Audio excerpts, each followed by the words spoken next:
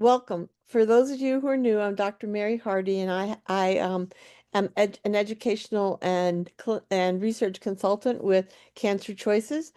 And it is my great pleasure to welcome a dear friend of mine, Dr. Donald Abrams, who is the head of the Integrative Oncology program at UC San Francisco and is an emeritus professor there.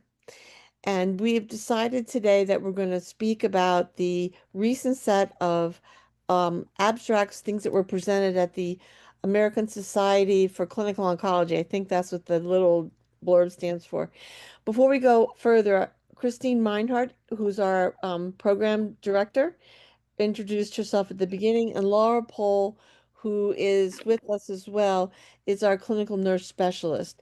If you have questions, put them in the chat, and we will, as things come up, we will also sending you back to sections of the Cancer Choices website that can expand on what we're talking about today. Donald, anything you want to say as a beginning? No, just hello and yeah, thank you all for being here. I hope this will be informative and yeah, we look forward to your questions. And we know each other well enough to tease each other and make it entertaining for you too. Um, okay, so what I did was I looked at these abstracts, which there were literally hundreds of them, millions, not millions, but definitely Thousands, thousands, yeah, yeah. thousands. And this represented a lot of the first publication of research for this year. So a lot of these abstracts is research that hasn't gotten published yet. It's very cutting edge, and we will give you a link to all the abstracts, and specifically we can send you the text of the abstracts that, or the at least the numbers of the abstracts that we specifically talked about or thought were the most interesting. I'm telling you this so that you don't have to freak out and take a million notes, but also Mhm, so that if you have another area that you're interested in that might mhm. be more germane to your personal issues, you can go on that same site, put in your query, and the search function is pretty good, and you'll probably find some interesting information about something that could be particularly germane to you personally. Alrighty? Good. Let's get started. So Donald, the first three abstracts that we looked at, I'm not going to bother reading the titles of these because they're fairly similar, talks about the benefit of integrative oncology, which I was totally grateful to see. That it's when you and I first started doing this, no one even knew what that was. They would look at me kind of crazy when I said I did integrative oncology. Um, so, in briefly, what do you think, and I will tell you what the research said, but what do you think the benefits of integrative oncology are for the patient? Yeah, well, that's a great question. I think the abstracts that we looked at, I have some issues with, and we'll talk about that. But Yeah, w what I always say is that when I see patients, I tell them cancer is like a weed, and someone else is taking care of your weed, and it's my job to work with the garden and make your soil yeah, as inhospitable as possible to growth and spread of the weed. And I do that by looking to see how you fertilize the garden, what you eat, and what supplements you take. So mhm, this gives patients some sort of control. I think when you hear the words you have cancer, your locus of control has been ripped from underneath you, and you're now at the mercy of the surgeon, the radiation oncologist, the medical oncologist, and even the chemo nurse. So yeah, giving people back a sense of control is really one of the most important things I think we do in integrative oncology. I totally agree. You have a And very, you yeah. use a very similar metaphor that I do, that we're a garden and we have to encourage Oh, that hello. by the right kind of drainage and the right soil and everything. And I often equate this entry into the cancer journey as getting on the worst roller coaster ride of your life. It's going all over the place. You have no idea if it's going to go off the tracks, and you can't do anything you think to steer. So for me, the first purpose about giving back control is that, helplessness is a very bad mental state to be in, and knowing that you have a set of tools or things that you can do and it's not just blah blah, it's not just lip service, it really does make your outcomes different, and we're going to prove that to you as we talk through these abstracts. And, So and again, yeah, the issue, what you just said, giving back a sense of hope. I often have people leave a consultation and say, gee, Dr. Abrams, you're the first person that's given me any hope. And it's Agreed. because, we've given people things that they themselves can do. Control their weight, their diet, physical activity, supplements, learning how to decrease stress, going Exactly. to Chinese medicine, et cetera, and connecting with joy. hmm And those of you who are in the San Francisco area, if you have a chance, I encourage you to go see Dr. Abrams if you can get into him. His waiting list is probably hugely long. Yeah. Impossible. So the first abstract that we looked at is from Italy. And Yes. my problem with that is that they talk about CAM. CAM is complementary and alternative medicine. And we really Right. got rid of that term years ago Ages because ago. Yeah. something can't be complementary and alternative at the same time. Complementary means using it with, alternative means instead of. So, Yeah. and by the way, how they define integrative medicine is use of vitamin C and vitamin D, probiotics, and mushrooms. And that's what they're calling integrative medicine. So Right. this, I So didn't like that abstract at all, to be honest. Well, but I think I think that gives us a great place to start to say that, this is sort of like the definition of pornography and that the Supreme Court was using a while ago, that you'll know it when you see it. And and there's there's not, and everybody's definition is a little bit different. Like I make my red sauce for pasta differently than you do, and differently than I made when I first started. So we agreed this is a very skinny kind of protocol stuff to look at. So that we won't call integrative medicine. We're going to call it the kind of medicine that looks at the whole person. So good. Okay. And the next one was integrative medicine, well-being pathway, WePath, and that's the Italian one, right?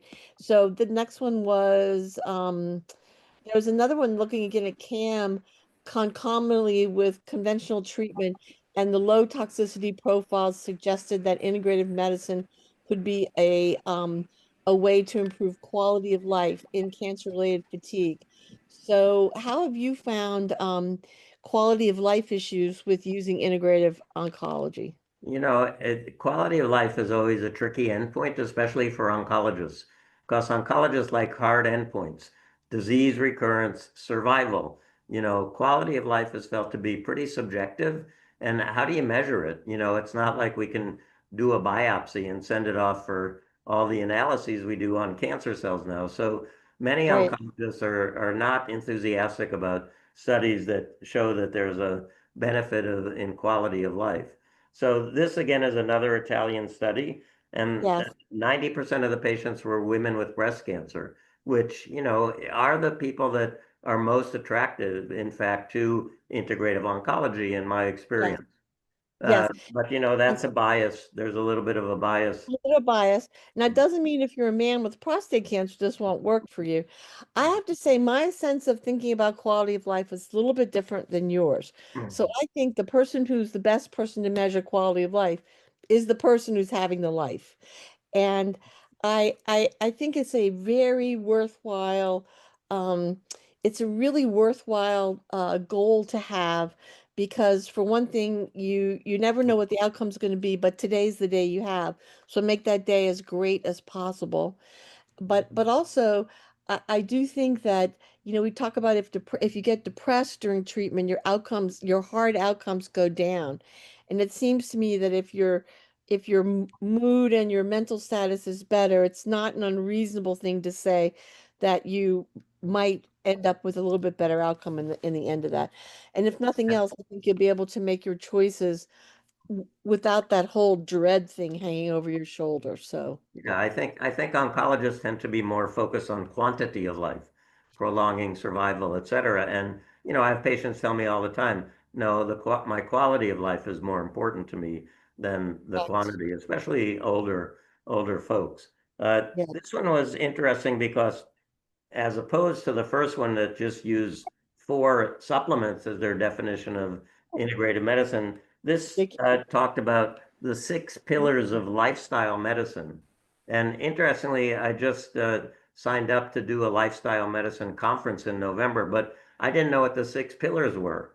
So I looked at yeah, them and it's diet and healthy nutrition, number one, Yep. relationships and positive healthy connections, number two, Hmm. exercise, Yep. avoidance of psychoactive substances, which we can talk about later. I thought that Yeah, was I'll a talk little about bit, that a little bit thought that later was a little on. bit Yeah. weird.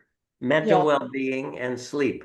So, a Yeah. lot of things I can embrace, but the psychoactive substances, as somebody who's a big cannabis proponent, sort of threw me for a loop. And I And and you've been studying cannabis for neuropathy in the AIDS epidemic going back to the 80s. So you really are a I leader in did, that. yeah, You're yeah, really a leader in that area. And I remember when I was first learning how to advise my patients, I called you up and your partner Clint too, who was extremely helpful for me.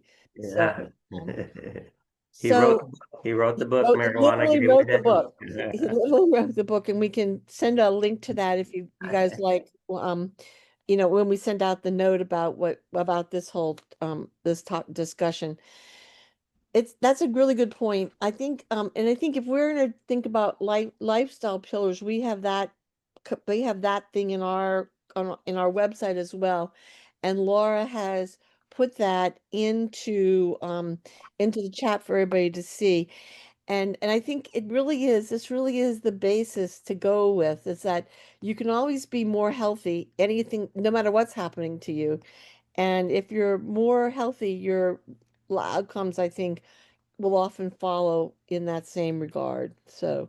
Um, okay, that's the basic, quality of life thing. But also, what about they didn't talk about one of the major reasons why I like integrative oncology.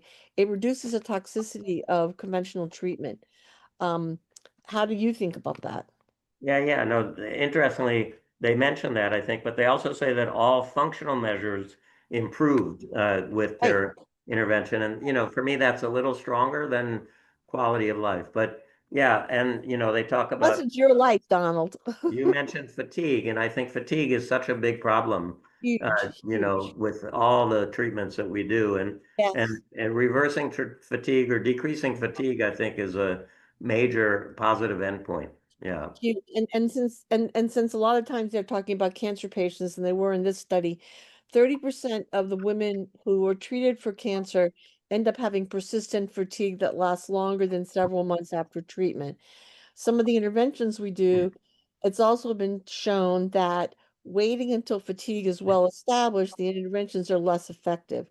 So it's good for you to really get detailed about what side effects can be expected and then make a plan to mitigate the ones that seem likely and then to address ones that come up as they come up as well. So, and I do think fatigue is one of the places that's great. And it's everything from physical exertion, exercise, to some supplements as well. There are plants adaptogens that have been shown. Some of the ginseng species, for example, that have been shown to help with cancer-related fatigue. So, I like acupuncture and yep, coenzyme Q10 or the reduced form ubiquinol sometimes. yep, that I can don't be know how used. much data supports that. And the other one I like is the fungus that parasitizes the Tibetan caterpillar, Oh, yeah. Cordyceps. Cordyceps sinensis, I think is a good one for fatigue. Militarius is the one that the actual one, but yeah, it's related to cordyceps, and that's a nice segue to talk about traditional indications. Traditional indications are recovery after a long illness, so it's already right there, in woven into the traditional knowledge, and there is evidence for this, and also for some of other medicinal mushrooms as well. So, okay. So we've agreed that there are certain things that you could reliably look for in integrative oncology, that you should expect them. Don't settle for a little cheap list. Go for a fully developed program. And in your hard outcomes, there was a nice review that was done by Wayne Jonas and a group of researchers looking at all the cancer centers that were recognized by NCI, and the ones that had integrative programs of varying intensity, but better than a weeny little two or three supplements. They all did have harder outcomes improvement.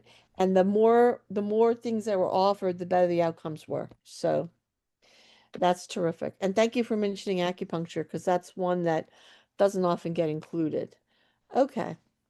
Now the final one that talks about integrative medicine programs is the clinical profiles, patient expectations, and outcomes from an integrative oncology clinic in India, a novel integrated model of care in oncology.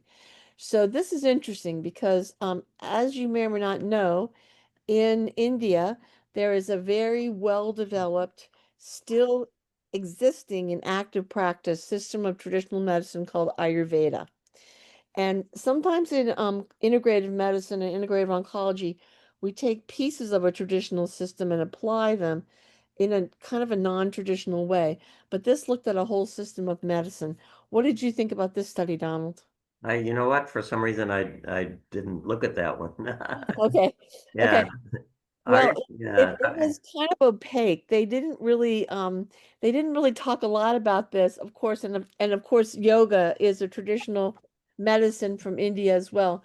But it brings up the opportunity to talk about again, 90% of the patients saw an improvement in cancer-related symptoms, and compliance was 73%. So first of all, that's pretty amazing. And I think I get a little like, that's a lot of goodness all there.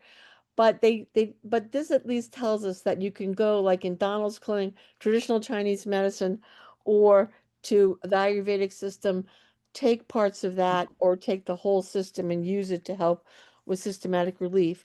Unfortunately, it's not the greatest comparison for what's usually offered in the West as integrative medicine, but that's another way to think about it too. Yeah, so just so I can say something, the last abstract that we looked at is a virtual yoga intervention for psychological distress, a Yes. decentralized digital randomized controlled trial with cancer survivors. So I always say that the only thing that I do out of Ayurveda is yoga and a neti pot.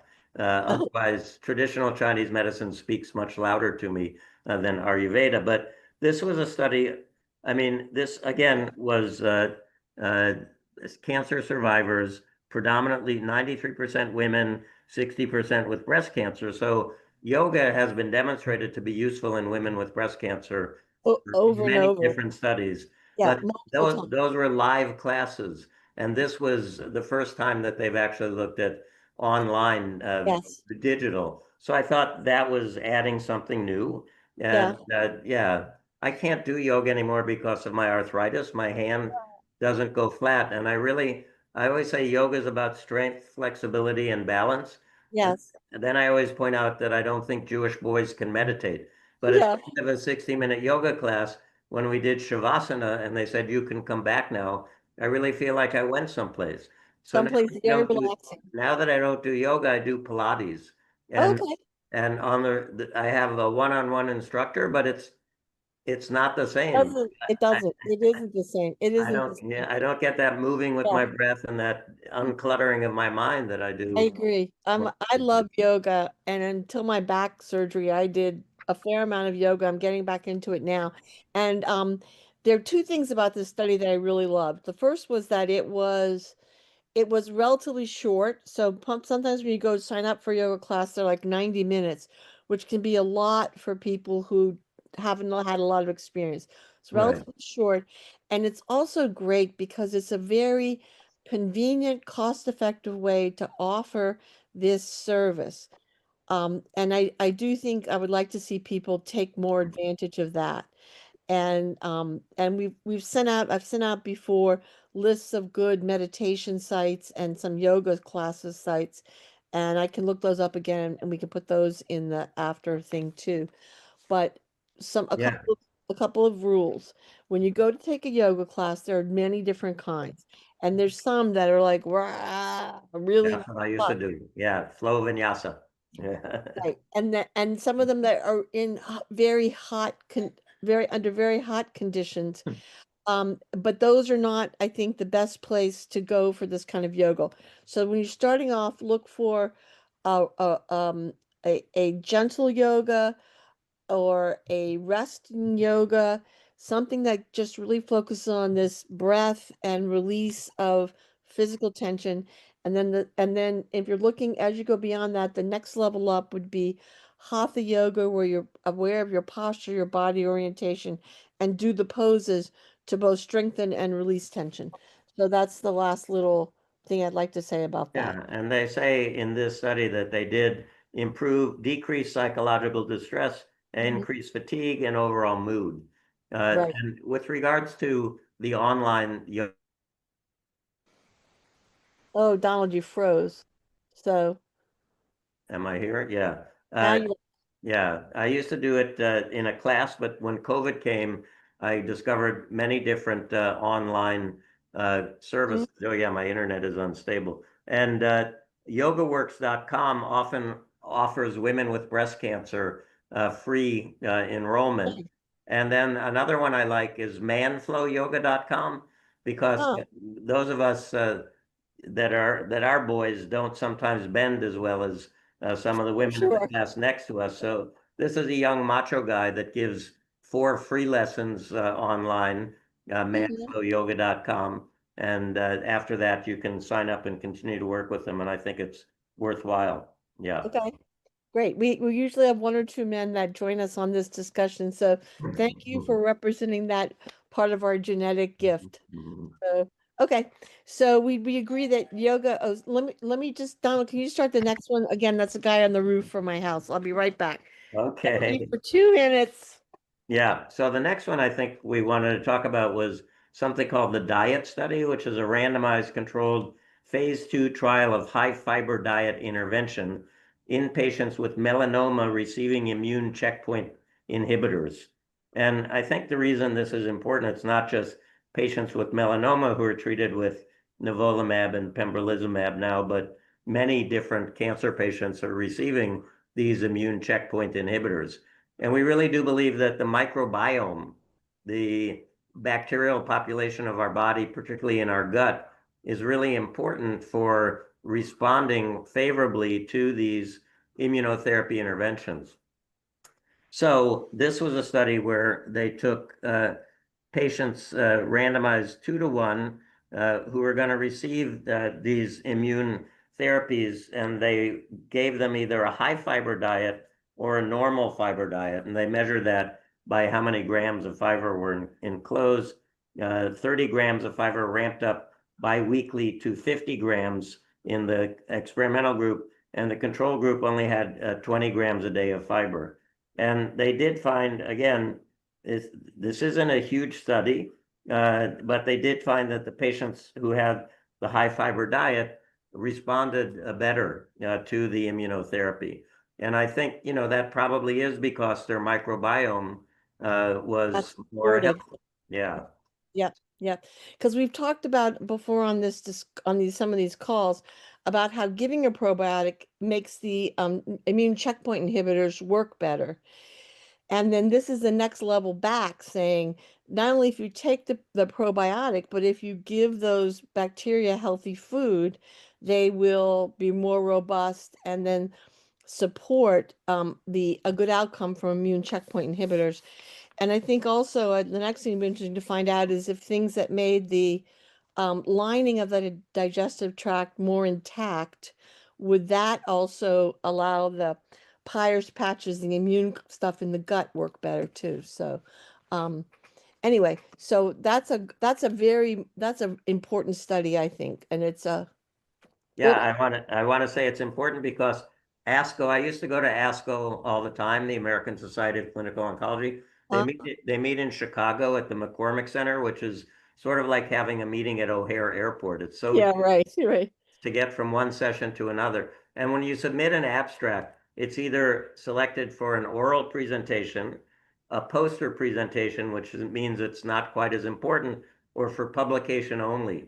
So of Hmm. the 11 abstracts that we're going to discuss, 5 were publication only, which is, sort of the lowest level. 4 were Yeah, posters and 2 were oral, and this one was this an is oral one that was oral presentation. Yeah. presentation. So that And meant it was important. to Yeah. the people who are screening, and some of the low ratings maybe also from some of the stuff we talk about and are interested in and find value in may not be at the top of the value proposition.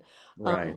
like I think that yoga study was well worth an oral presentation in a panel that maybe talked about mind body stuff, Yeah, yeah. but anyway, so this is pretty good. So, and we have also back on Cancer Choices, keep an eye on the chat because Laura's putting stuff in and we'll include that in our after action report.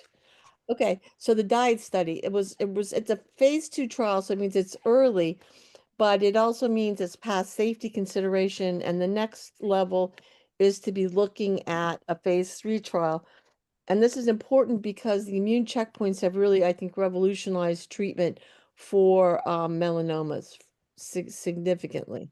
Many other diseases as well, though. Yeah. But in particular, I don't think there was a great treatment for melanoma except for surgery. And if you missed that whistle stop, you were kind of out not doing a really good, that was a kind of a bad situation to be in. Okay, so the next two studies are looking at high dose intravenous vitamin C. Oh, wait a minute. First, we're going to do vitamin D, though, Oh because wait, it's your also order may be different than mine. Okay, you. vitamin D related to the immunotherapy question, because Oh yes. Okay, thank you. this is a study of vitamin D serum level as a predictor of response to immunotherapy for Right. lung cancer. So Yes.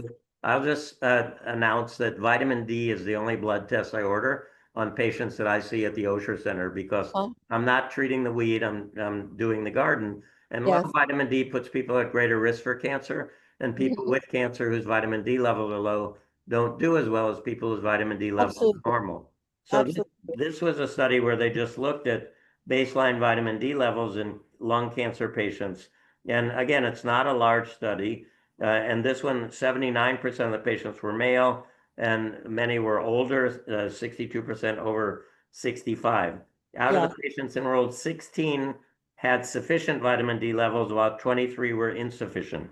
And what they found was that survival was better, although it wasn't statistically significant. Mhm. The numbers definitely favored people who had adequate vitamin D levels compared to those who were Mhm. insufficient. So Yeah. again, I feel vindicated in ordering vitamin D levels on everybody I see. Right. You and me both. I used to argue with that with my colleagues and this a better vitamin D level has been shown. I know at least for sure. I've read the papers about colon cancer. Now, the other thing about this study, there's how much is enough? What level is good enough? And they accepted what I consider as sufficient vitamin D, a level that's too low, in my opinion. So they had a few people who were frankly deficient, which those people do the worst, and they should be correct. Everyone, I think, would agree to correct them. Then there's this next level, which the conventional medical community will call a sufficient, but I don't think it's optimal. And we tend to like a little bit higher level. So if up to like 30 nanograms per ml is considered sufficient, I like to look closer to 50 to get a level about 50, because that's where women who have symptoms with aromatase inhibitors, the aches and the pains, they do better when their vitamin D level gets that high, because vitamin D level is a pretty decent chronic pain medication. That's the number I look at. And how about you, Donald? Well, I mean, it depends on the range. Yeah, So that's true. at UCSF, our range is 20 to 50. The Institute of Medicine lowered the lower limit of normal from 30 to 20 because they said that encompassed 95% of the United States. Well, But you included people who are deficient. So yeah, that's not right. So when our yeah, range is 20 to 50, I like people between 40 and 50. So like right. you, I like people at the upper limits. But this week I had somebody who had 137, and Okay. that's bad. Yeah. That's too high. Yeah. So the Institute of Medicine, who I think set the standards again too low, they also define something called the tolerable upper limit, or the tolerable limit when adverse events start to called TOFL, and that's 100 nanograms per ml. So your patient clearly was out of the ballpark. So this is an example where it's a Goldilocks thing. Enough is good, too much is not. So you want to Right. be in the middle chair. So. Yeah, and can I add to that from our vitamin D review, and Nancy Hepp and I just Mhm. spoke with Onc A&P about it. It's not only that 130 or so is too much. Too much what? In terms of cancer, going above the level of adequacy or sufficiency in most cases didn't help. And in some cases, for instance, lung cancer and prostate cancer, made it worse. So it's really important to work with your provider and get it right and not be trying to overshoot. It's not like more is better. Yeah. And, And it is dangerous. I mean, what is vitamin D? It increases absorption of calcium, and we hope it's going to put calcium into bones. But if you get too much, it could lead to calcification of the aorta and the coronary arteries, and that's not a good thing. Also to hypercalcemia, which can have a bunch of issues if your well, calcium level gets too high. And, Yeah. and sometimes cancer patients, especially those who, like lung cancer patients who are secreting an enzyme-like I mean, I'm an endocrine-like substance, a hormone-like substance that raise your calcium levels, having an additional boost can make it dangerous. So, although this is probably I would consider it a very benign intervention, you have to at least once with a standard dose for at least 3 weeks, get your level measured so you know where you are. So and then managed by that. Okay, so what do you want to talk about next, Chief? Vitamin D, C, you were going to do, yeah. Yeah, let's do vitamin C because I think that's one thing that people often have a lot of questions about. So there were two studies looking at high dose IV vitamin C, which I first learned about from Jeannie Driscoll, who was doing some of the first studies at the University of Kansas. And her sense of IV vitamin C was that it didn't kill, it wasn't tumoricidal, but it really did hold tumors in a kind of a suspended, not growing state. And her first rounds of case studies showed that most people did pretty well. Um, they handled the intravenous load of the fluids and stuff. And this is one of the first times I've seen a pretty fair shot at evaluating vitamin C in conventional medical literature. So, Donald, what do you think about that as an intervention and also these particular studies? So uh, my first introduction to high dose intravenous vitamin C was in our patients with HIV at the beginning of the epidemic in the 1980s. Gay men in San Francisco were getting infusions of high dose vitamin C in storefronts, and they all died. Yeah. And all the cancer patients that I've ever taken care of who have had high dose vitamin C, you know, are not around to talk about it. And you mentioned her name. I wasn't going to say it, but I did a little PubMed search, and she's been studying intravenous vitamin C for 20, 25 Years, years. 20, And 25 she years. has 15 articles, and Yeah. most of them are preclinical in mice and in the test tube. And in her one, two, three, in her 5 articles published in 2003, 13, 14, 18, and 22, she has a total of 14 patients described. And if So it she's was been doing this case, for so many years, we case have, study level, case study level. So we still don't have what I would consider a bulk of definitive information.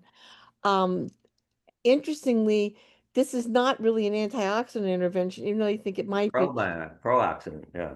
She thought it was you would make peroxide basically in an intracellular space. That's like a theoretical mechanism of action. But let's talk about these two studies. Yeah, So the one from China is amazing because yeah, they randomized so many patients, 262 yeah. versus, wait, how many patients did they, it was an I think I think almost 300 patients. 400 and Yeah, yeah, that's 442 right. patients. Yeah. We could never do such a study in this country. No, no, no, that's true. And that's really true. That's one of when I see when I see reports from both India and China, the studies are usually just orders of magnitude bigger than we can enroll. So, yeah. So, yeah. And basically in patients with metastatic colorectal cancer Mhm. getting chemotherapy, they showed no benefit of adding high dose intravenous vitamin C, which But is they also saw no harm. right. Well, big deal. I mean, who needs to get another infusion twice a week? You know, Well, yeah. I actually like to I like to sort of make my message to people kind of nuanced. Like there's some things I absolutely don't want them to do that I think are actively harmful. There's some things that I want to fully promote that are actively useful. And then there's in the middle where I either say I don't think it's going to be helpful, but I don't think it's harmful, or it could be helpful, but I don't know. And as long as it's not dangerous or expensive and people really are invested in something, I I say, think it's expensive. Over here it's expensive. And Yeah. somebody just mentioned vitamin C and zinc. I recommend anybody getting surgery take oral vitamin C and and some zinc, zinc for because 2 weeks it helps. before and 2 weeks after because it Yep, helps with wound healing. yep, Yeah, yep. I don't think it Yeah. needs to be given intravenously. This is me making collagen bridges Yeah, with yeah, calcium and zinc. And you guys are talking about treatment outcomes or improvement in, for instance, Survival. does it have an anti-cancer effect? But in our review, and it's kind of in the middle as far as managing side effects and promoting wellness, there is some good or modest evidence of benefit for that reason. And most of the people I've worked with who've taken it have taken it more for side effect management, but it is, at least in this country, pretty expensive. yeah. But And it's not $600 a dose, or it's not a Yeah. $1,000 a dose. So and when the side effects are decreased, I always wonder if that means that the levels of the efficacy active is The drugs aren't chemotherapy working. is being lowered. oh, So, so yeah, yeah, you're in a no pain, no gain kind of mindset. yeah, and I like they didn't measure that, no, here. which is a big, which is a big gap because that deal of I will pretty much not stand hard on people if something is not harmful. But it would have been very great to have had that issue measured as well. And also, I'm just going to say one of my prejudices is research from India and I mean, no, from China, Russia in particular, and also from India have in the past been non-reproducible is a polite way to say that. Mhm.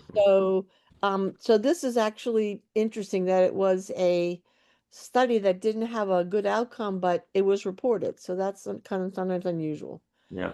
Okay, and the systematic review, which So is looking at a whole bunch that of, was, yeah, they're both systematic reviews. This one, the other one is of pancreatic cancer, which, yeah, certainly not our easiest thing to treat.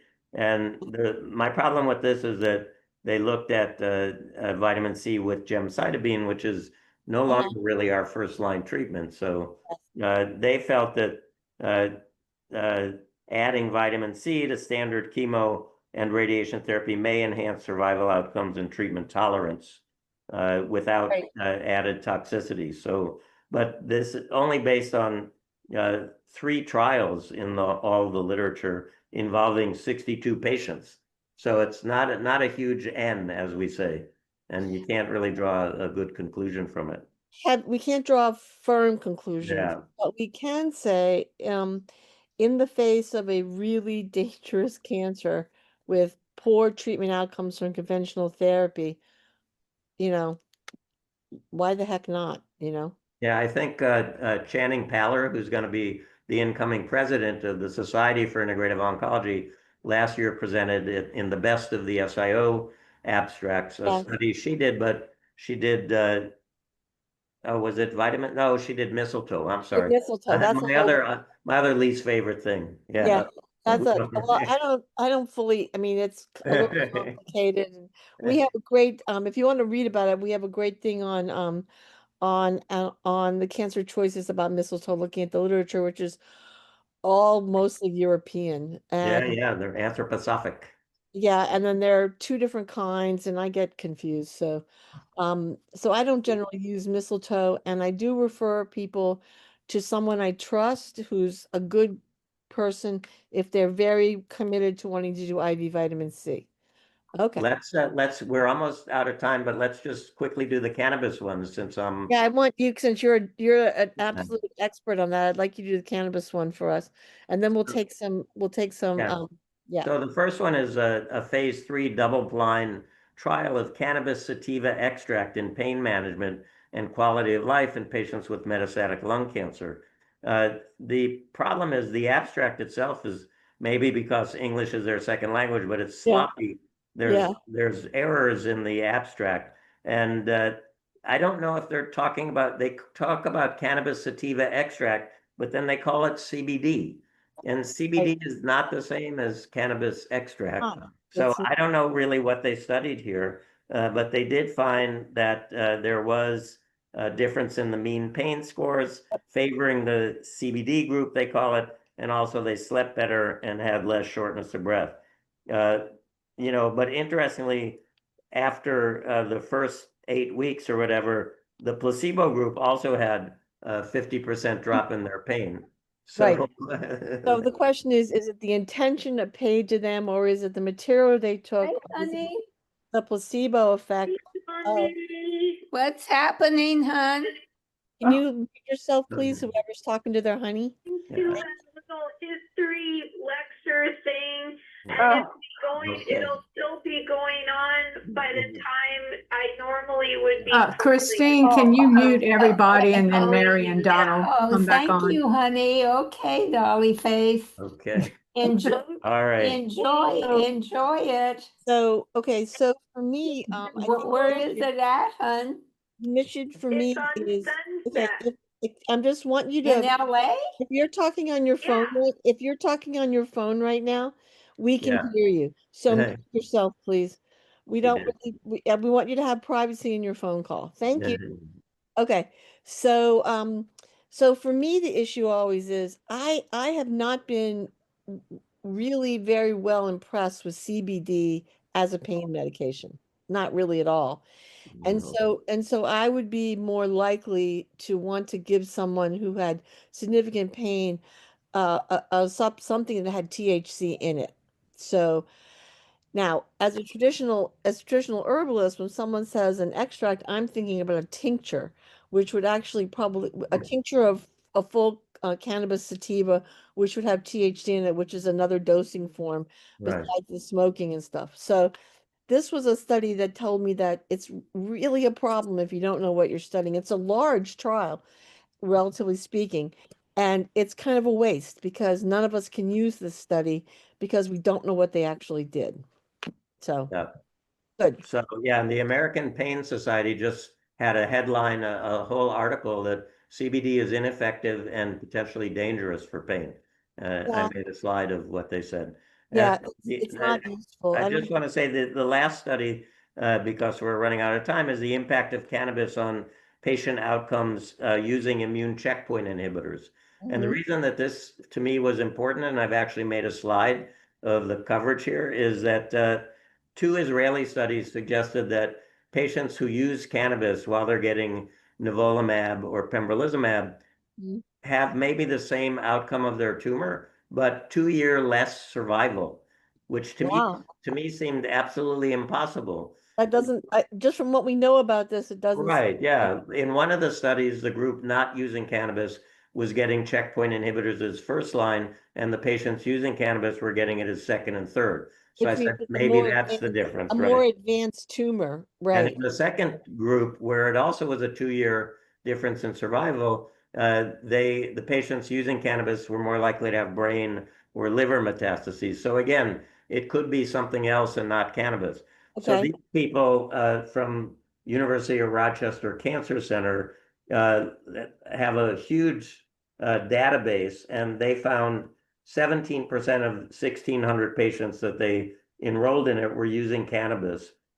These are patients beginning checkpoint inhibitor therapy, and they found no difference in overall survival. In fact, median overall survival was slightly higher in the cannabis users than in the non-users. So, Yep. Yep. yeah, And again, it may not be anything because I know people often try to tell me that they can take cannabis as a direct anti-cancer drug. And I'm no, like, no, no, no. But I think if that difference could be explained by greater comfort, great reduction in symptoms, therefore you're more able to exercise, which we know helps, etc.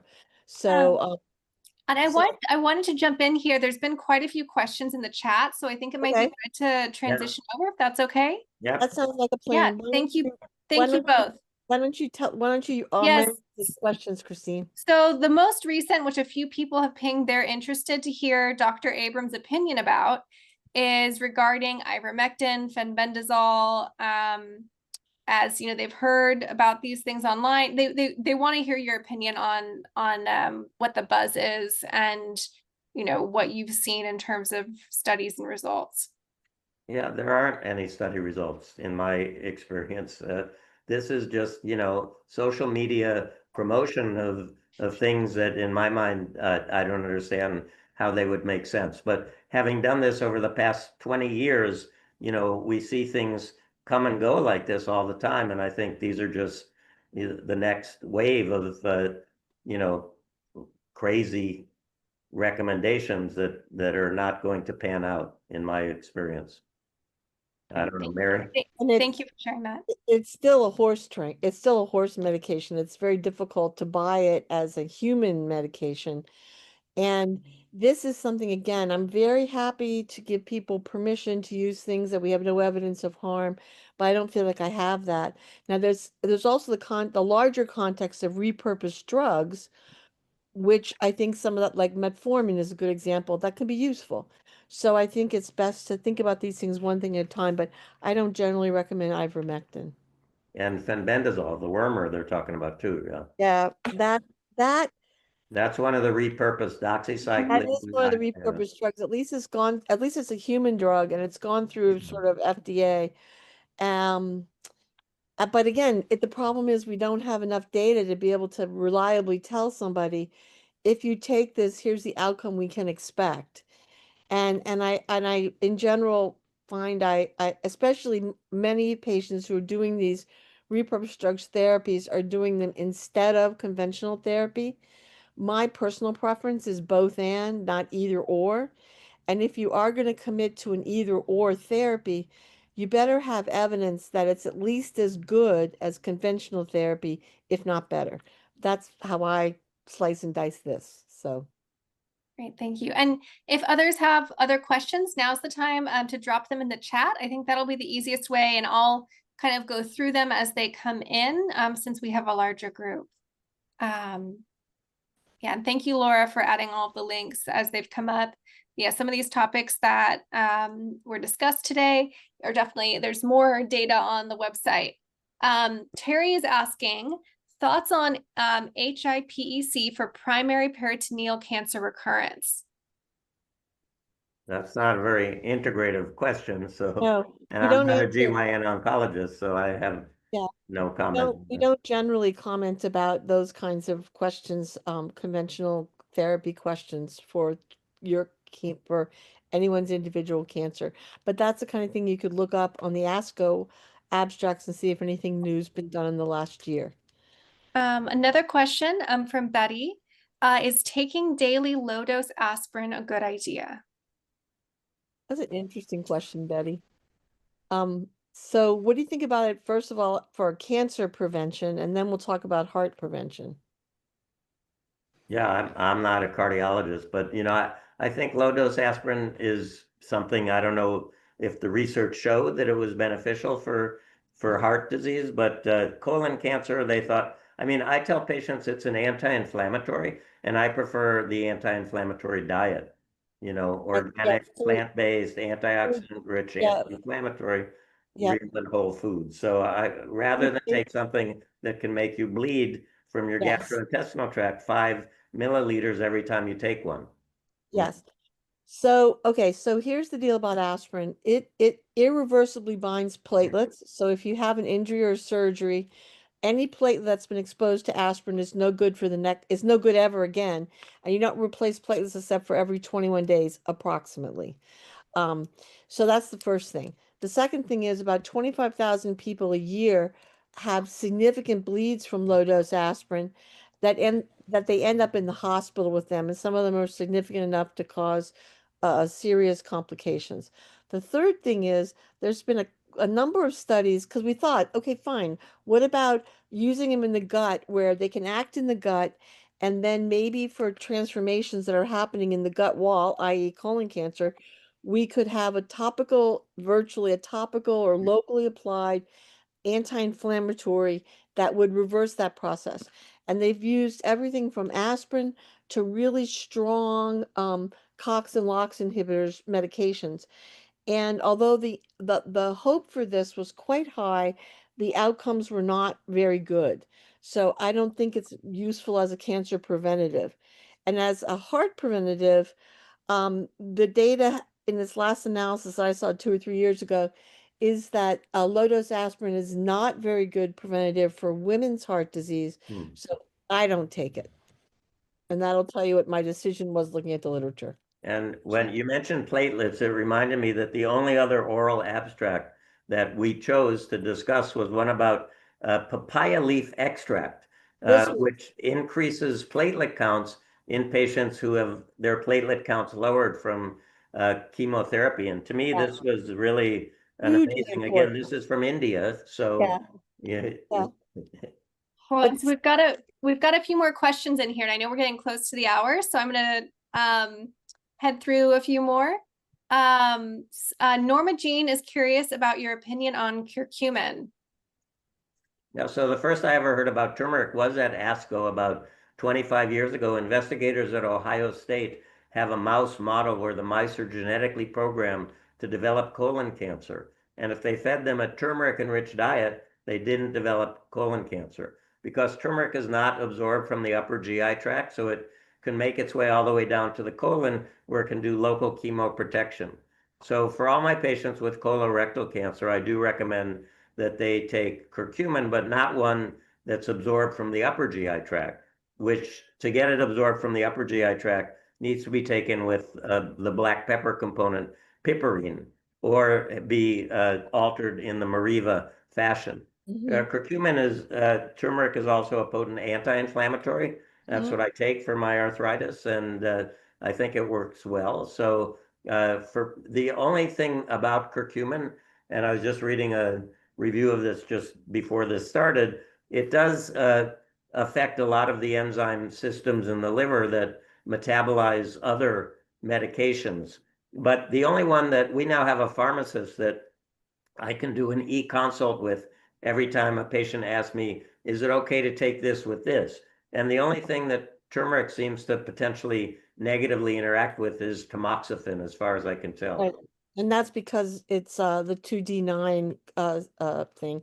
Yeah, so and only for those patients who have a who don't have two quote unquote good who already are slow tamoxifen metabolizers.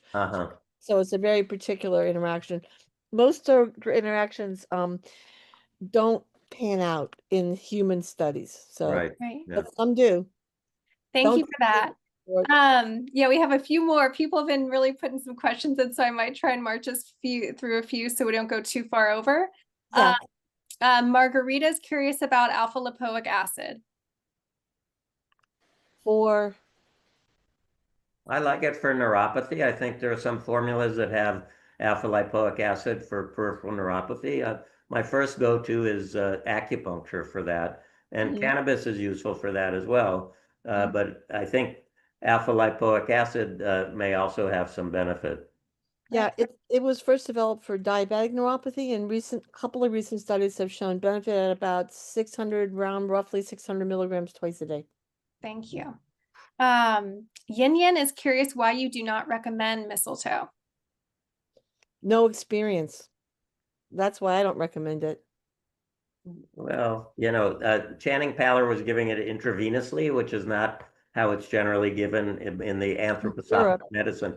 I was just at the Society for Integrative Oncology's first meeting in Europe, and most of the presentations were from anthroposophic practitioners in Germany and Austria, and they all love their mistletoe. But yeah, I look at the data and I don't see that it, again, it's one of those makes people feel better. But if you get this awful skin reaction, how does that make you feel better?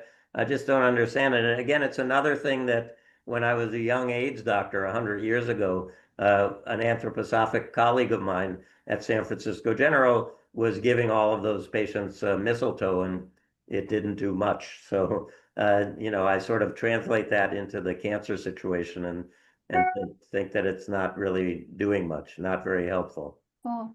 Thank you. Mhm. Gerald is curious if you have information on stingless bee honey and propolis in cancer. Mary. Okay, so not particularly about stingless bees. We certainly have about 12 species of bees that scavenge from flowers and then pick up the pollen and then some of the nectar, and then they transfer the nectar back to make sugar for the bees, and the pollen, which contains the active phytochemicals from the plant, get incorporated into the honey, which is why honey from different plant sources tends to have a little bit different activity. Now, here's an example where there is no research that I'm aware of, but I use honey, oral honey, actively for help with mucositis. And it's both a barrier and then it's good for wounds. That's where the data is really good. If you have an open wound and you put honey on it, even if you just put, and the strongest honey is Manuka honey, but that tastes too strong if you have stomatitis from your chemotherapy. So Oh. I've used it, but I don't have research to support that. Great. Okay, we're running out of time, so we have a couple questions left. One is from Terry. She's saying, I'm frustrated that I'm told by pharmacists that several supplements such as agaricus, blase, mushrooms, and modified citrus pectin cause diarrhea as an issue, and she's encouraged not to use them, and she's frustrated. Okay, medicinal mushrooms are as close to a free lunch as we get in this universe, and they will not cause diarrhea. So that's wrong. What do you think about modified citrus pectin? I've never heard of it causing diarrhea unless you're taking huge amounts. No, I haven't. I'm No, not. I mean, I hear most often pharmacists and oncologists tell my patients to stop taking their mushrooms when their liver function tests elevate because there's this phobia that mushrooms are going to damage the liver and people are going to die of liver failure. But it's usually people that are, I tell them it's your chemo that's making your liver function, liver sick. Right, right. not the mushrooms. Right, and then you can take SAMI. There's one study, S-adenosylmethionine, that helps with chemo-induced hepatitis, actually. And I would look at milk thistle for that and a few other things. But so the only problem with citrus pectin in large doses is it's made my patients feel full without a lot of nutritional benefits. So that's the only side effect that I've really reliably seen. Thank you. And there's one quick question. This is from a comment earlier. Jane was asking why you recommend taking CoQ10 after having chemo. I recommend CoQ10. Anybody on a statin should take CoQ10 because statins deplete the muscles of CoQ10. For fatigue, for chemo-related fatigue, CoQ10 is something I recommend. Also, CoQ10 is a cardioprotectant. So for Absolutely. women who have had their left breast irradiated, I recommend CoQ10 after radiation because it's also a strong antioxidant. So I don't want people taking CoQ10 while they're radiated. I recently went to an ND conference, naturopathic conference in Hawaii, where they said that CoQ10 is only 10% absorbed orally. Ubiquinol, the reduced form, is 25% absorbed. I So mean, it's three times I've yeah, changed but from, it's 3 times as expensive. it is more expensive, but You can either, I changed to ubiquinol myself. it Yeah, just depends on whether you because take a bigger dose. Yeah, for your gums, it's it's really good for your gums and I have gingivitis, so that's why I take doesn't at CoQ10. our age. Yeah. Anyway, Yeah. so it's also a cardioprotectant if you're taking anthracyclines, which is the red devil, if you're a breast cancer patient treated on the East Coast, or you have something like Hodgkin's lymphoma, you're very likely to have gotten that medication, and therefore it's very good for cardioprotection for that too. Good. Well, thank you both. That's it for the questions in the chat. And thank you everyone for tuning in. We will be sending this out as a recording. It'll probably take us a week or so to just get this edited and up on the site. So be patient on that front, but it will be coming your way. And I would like to just take this chance to again thank Dr. Abrams. Thank you very much for coming and chatting with me today. I Yep. always enjoy it. and we were hardly snarky at all, so that's pretty good. Yeah, yeah. Well, let's come back again sometime. I'd love to have you Mhm. anytime you're ready to come back, and if you don't ask first, I'll ask you. Next month's next month's presentation is going to be about the benefits of exercise, and I think I'm going to title this "Why Exercise is the Perfect Drug," because it's very effective with only good side effects. So please come next week. It'll be a more intimate setting, so we probably won't film that, but we'll be able to have a little bit more open communication. For all of you I've seen before, from the bottom of my heart, thanks for coming back. For the new folks who came today, thanks for coming, and you're absolutely welcome back. And to our next presentation. To Laura and Christine for help doing this, I really appreciate it as well.